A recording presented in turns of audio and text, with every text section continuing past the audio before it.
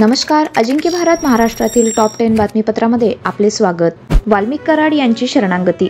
संतोष देशमुख हत्या प्रकरणातील आरोपी वाल्मिक कराड यांनी 22 दिवसानंतर पोलिसांसमोर आत्मसमर्पण केले। कोठडीत त्यांच्या प्रकृतीत बिघाड झाल्याचे समजते। अक्कलकोटजवळ भीषण अपघात। सोलापूरजवळ मैंदरगिरीजवळ कार आणि ट्रकच्या धडकेत नांदेडच्या 4 जणांचा मृत्यू तर 5 जण गंभीर जखमी झाले। राज ठाकरे यांचे नववर्षानिमित्त पोस्ट।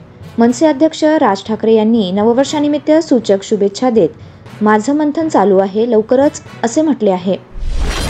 मुंबईत मासळीच्या किमतीत वाढण्याची शक्यता।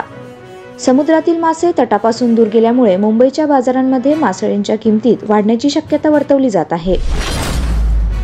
पुण्यात पोलीस उपनिरीक्षकाचा अपघाती मृत्यू। पुण्यात नववर्षाच्या स्वागतावेळी कर्तव्यावर असलेल्या पोलीस उपनिरीक्षकाचा कार अपघातीत मृत्यू झाला। त्यामुळे कुटुंबावर शोककळा पसरली आहे।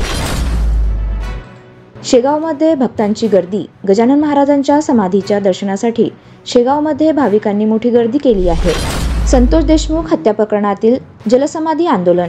संतोष देशमुख हत्या प्रकरणातील जलसमाधी आंदोलन। मत्स्यजोग येथील ग्रामस्थांनी संतोष देशमुख यांच्या मारेकऱ्यांना तात्काळ अटक करण्याची मागणी करण्यात आली।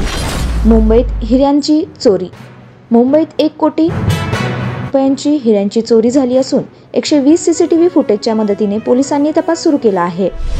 नववर्षानिमित्त विठ्ठल मंदिरांची सजावट। नववर्षानिमित्त विठ्ठल मंदिराची सजावट। सोलापूरच्या विठ्ठल मंदिरात 5000 संत्रांची आकर्षक सजावट करण्यात आली आहे। त्यामुळे भक्तांमध्ये उत्साह आहे। गुलाबराव पाटील यांच्या ड्रायव्हरमुळे वाद। गुलाबराव पाटील यांच्या ड्रायव्हरने हॉर्न वाजवल्याने जळगावमधील पाळधीत मोठा वाद निर्माण झाला असून संचारबंदी लागू केली आहे।